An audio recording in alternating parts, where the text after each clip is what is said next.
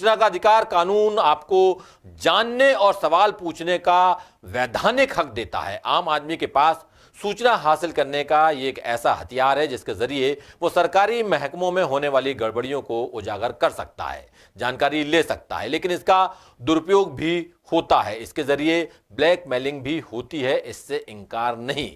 कई विभागों की शिकायत के बाद इंदौर कलेक्टर ने एक आरटीआई एक्टिविस्ट पर एफआईआर दर्ज करने के निर्देश दिए। लेकिन इस पूरे मामले में सूचना आयुक्त के सवाल उठाने के बाद मामला गर्मा गया है। डिपार्टमेंट ने ये शिकायत की थी कि एक व्यक्ति है जो स्वयं को आरटीआई कार्यकर्ता बतलाता है और वो बहुत सूचना का अधिकार लगा रहा है, ब्लैकमेलिंग भी टाइप की भी रहती है। फिर एक साथ कई सारे डिपार्टमेंट्स के अधिकारियों ने जब वो नाम लिया गया उस व्यक्ति का, जो मिश्रा करके था, तो बहुत सारे डिपार्टमेंट्स बोला कि हाँ सर हमारे यहाँ बहुत सारे ऐसे लगाते हैं। तो ये ब्लैकमेलिंग कैटेगरी में आता है, ये दुरुपयोग है इन सब चीज़ों का।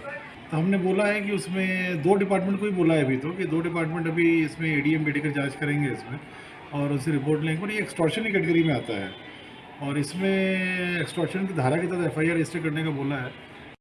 इंदौर कलेक्टर ने सोमवार को टाइम लिमिट की बैठक आयोजित की थी। उसी दौरान अधिकारियों ने आरटीआई एक्टिविस्ट संजय मिश्रा के खिलाफ ब्लैकमेलिंग की शिकायत की और इस शिकायत के आधार पर कलेक्टर ने मिश्रा के खिलाफ एक्सटॉर्शन एक्ट की धाराओं में एफआईआर दर्ज करने के निर्देश दिए। द सूत्र ने यह जानने की कोशिश की कि आखिरकार संजय मिश्रा ने ऐसी कौन सी जानकारी मांगी थी जिसे अधिकारियों ने ब्लैकमेलिंग की श्रेणी में रखा।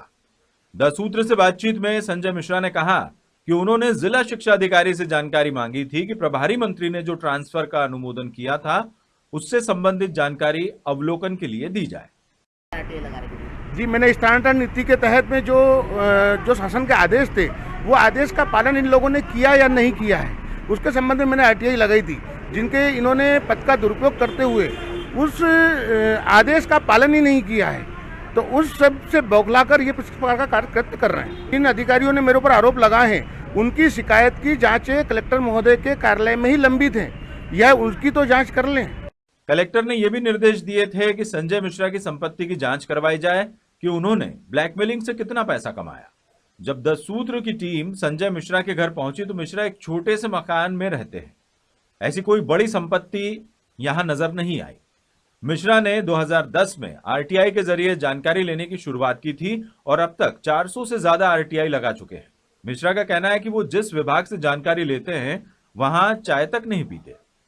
लगभग 400 से 500 आरटीआई लगाई है, जिसके अंदर शासन हित में कई अधिकारियों को दोषी पाए गए हैं और वो दंडित किया गया है। इसके अलावा मेरे द्वारा जनहित के कार्य हमेशा किए जाते हैं। सिटी बस के पिछले कांच पे जो विज्ञापन लगाया है इनके द्वारा, वह भी मैंने हटवाया है।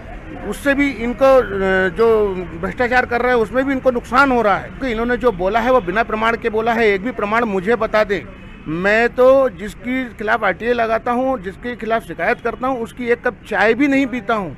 मैं चाय भी मेरी जेब का पीता हूँ। मगर यहाँ सवाल ये उठता है कि अधिकारी आखिरकार ब्लैकमेल कैसे हो सकते हैं। जब कोई गलत करता है तो उसे ही ब्लैकमेल किया जा सकता है, वरना किसी की मजाल नहीं है कि वो उसे ब्लैकमेल कर सके। और जब संजय मिश्रा के खिलाफ एफआईआर के निर्देश दिए गए थे तो यही सवाल राज्य सूचना आयुक्त राहुल सिंह ने भी उठाया।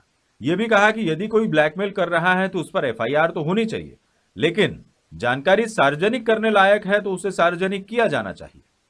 एफआईआर जरूर होनी चाहिए, जांच होनी चाहिए और सख्त से सख्त सजा मिलनी चाहिए जो भी ब्लैकमेलिंग जैसा आपराधिक कृत्य करता है। लेकिन साथ ही इंदौर कलेक्टर को यह भी करना चाहिए कि जो भी जानकारी, जिस जानकारी की वजह से ब्लैकमेलिंग हो रही है, उस जानकारी को तत्काल पब्लिक प्लेटफॉर्म पर भी डाल देना चाहिए। 2016 में केंद्र सरकार की ministry of personnel public grievance and pension department का एक सर्कुलर भी है, उसका पालन आज भी कोई डिपार्टमेंट नहीं कर रहा है। उस सर्कुलर में साफ कहा गया है कि जो भी आरटीआई आवेदन आता है और उसमें जो जानकारी दी जाती है वो तमाम जानकारियां वेबसाइट पे डाल देनी चाहिए। सारा जो झगड़ा है वो जानकारी को छुपाने को लेकर के है। और मैं आपको यहाँ पर ये बताना चाहूँगा, और सबसे बड़ा सवाल यही है कि आखिर वो कौन सी जानकारी है जिसको लेकर के अधिकारी ब्लैकमेल होते हैं और वो किस किस्म के अधिकारी हैं जो ब्लैकमेल हो रहे हैं। मैं 2019 से यहाँ पे राज्य सूचना आयुक्त हूँ, मेरे कार्यालय में भी यहाँ पर आरटीआई लगती है, लेकिन आज तक मुझे किसी ने ब्लैकमेल नहीं किया। यह बिल्कुल सही बात है कि जानकारी छुपाना ही कई तरह के सवालों को पैदा करती है। यदि सरकारी विभाग कामकाज में पारदर्शिता बरते तो ये नौबत ही ना आ पाए, मगर ये तो आदर्श स्थिति है और ऐसा होना शायद मुमकिन नहीं। द सूत्र की खबरों को देखने के लिए प्ले स्टोर और एप्पल स्टोर से डाउनलोड करें हमारा ऐप द सूत्र। आप हमारी खबरें thesutra.com पर भी देख सकते हैं। Social media platforms Twitter, Facebook और इंस्टाग्राम पर भी हमें फॉलो कर सकते हैं। साथ ही यूट्यूब पर भी हमें सब्सक्राइब करें।